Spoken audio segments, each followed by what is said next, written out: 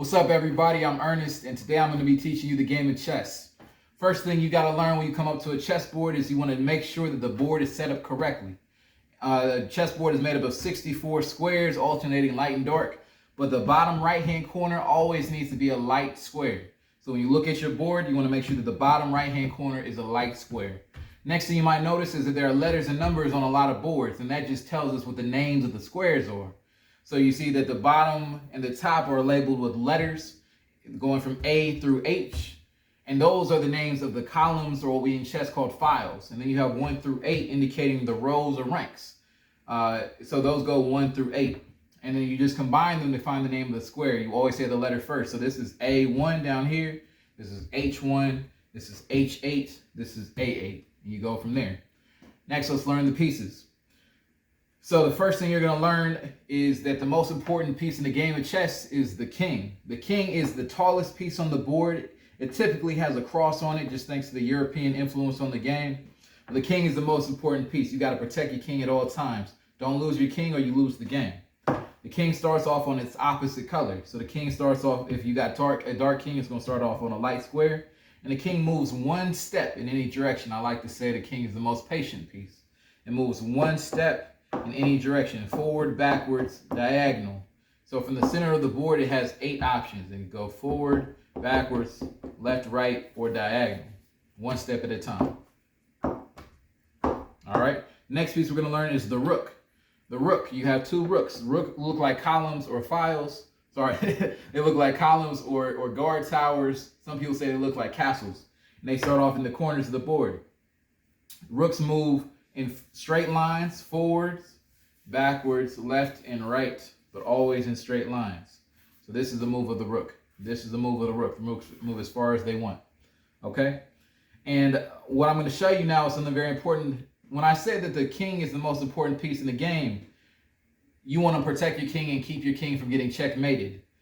What we call an attack on the king in chess is called check.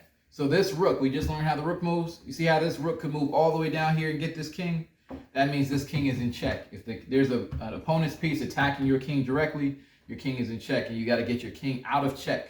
You can never move your king into check, and why would you want to? But it's actually an illegal move. It's against the rules to move your king into danger. So you want to make sure that your king never steps onto a square that's under attack by an opponent's piece. Okay? Next thing we're going to learn is a special move combining the king and the rook. It's called castling. Now, it's a special move, but y'all can handle it. Typically, the king only moves one space in any direction. The only time it can castle, it can move 2 spaces is if it's castling. King moves 2 spaces towards the rook comes on the other side. I'm going to show you why this is called castling, but you can think of it like a king moving into a castle. The way it works here is that you move the king 2 spaces, rook comes on the other side. You can castle either direction. Very important that there can't be any pieces in between the king and the rook that is involved. You can only castle once per game, and none of the squares that the king is moving to can be under attack. You can't castle out of check, you can't castle into check, and you can't castle through the square right here that would have been under attack by an opponent's piece. So that's how you castle. The next piece we're going to learn is the pawn. The pawn is my favorite piece because it has the greatest potential. It's always underestimated. The pawn is the underdog.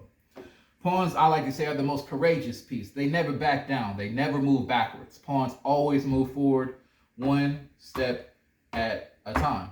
But on the first move of any pawn, it can move 1 or 2 spaces. So make sure you get a good start. So they can move 1 space or they can move 2 spaces. It's up to you. But each pawn can move 1 or 2 spaces on its first move. Now, in the game of chess, like I said earlier, you can capture an opponent's piece by landing on the square of your opponent. But pawns are the only piece that capture differently than they move. So these 2 pawns, you would think that because they move forward, they can capture each other. Nah, pawns capture diagonally. So this dark pawn right here has the ability to capture either of these pawns diagonally moving forward. But the pawns can also attack back. So you got to make sure that you're watching to make sure you're moving on the safe spaces. Pawns always capture diagonally. Another tricky move called en passant. If this pawn moved 1 space, you see I could move diagonally and take it. So if someone says, hey, I'm just going to skip right past that. Pawns can move 2 spaces on their first move, right? So this pawn moves 2 spaces. But what this person playing with the dark pieces knows a special move called en passant. E-N-P-A-S-S-A-N-T.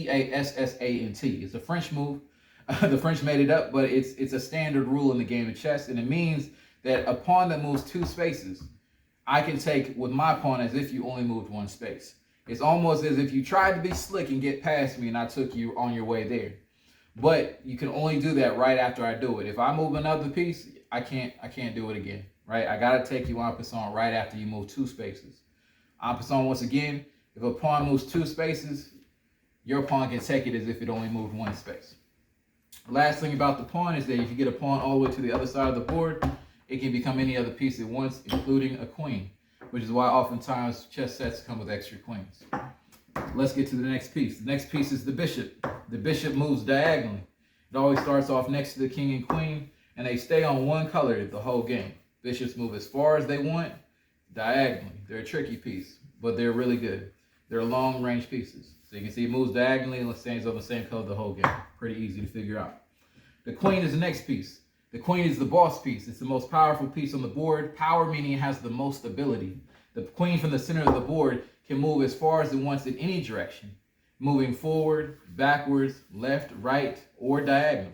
The queen combines the moves of the bishop and the rook. And the queen is the boss, which means that the queen gets to make the choices. The queen chooses their color. So if you have a dark queen, you're going to be on a dark square. If you have a light queen, it starts off on a light square. And the king goes right next to it. All right? That's the queen. Again, the most powerful piece moves as far as it wants in any direction, forward, backward, left, right, diagonally. It can also move backwards. All right? And then the last piece is the knight. So the knight is interesting. It kind of looks like an L, like a capital L, and that's how the knight moves. It always moves 3 spaces in 1 turn. 3 spaces, 1 turn. That's how the knight moves. So 1, 2, turn, 3. 1, 2, turn, 2, 3. 1, 2, 3.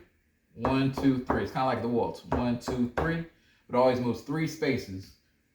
1, 2, turn, 3. As long as you move 3 spaces in the L shape, you're good to go. The other special thing about the knight is the only piece that can jump over other pieces. So you say 1, 2, 3. It's like someone's riding on a horse. Don't call the knight a horse. It's a knight. But the knight jumps over pieces, and it's the only one that can do that. Okay? So that's how you play the game of chess. The only other things to remember is that you can't move your king into check. The way that you win in chess is you checkmate the opponent's king, meaning you put the king in check where it can't escape. For example, this rook is attacking this king. It's in check. The king tries to go run away, but there's no other square where it can go where it would not be captured. This king is in checkmate. Okay? And beyond that, light pieces move first. It's like the day comes before the night. And yeah, that's how you play chess. Good luck. A little opening strategy is you want to try to control the center of the board. That's where all the action is. You control the center, you control the game.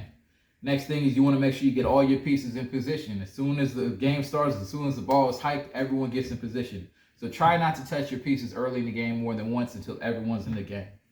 Finally, you want to castle early, and you want to have a reason for every one of your moves. You do that, you'll be all right. Let's play some chess.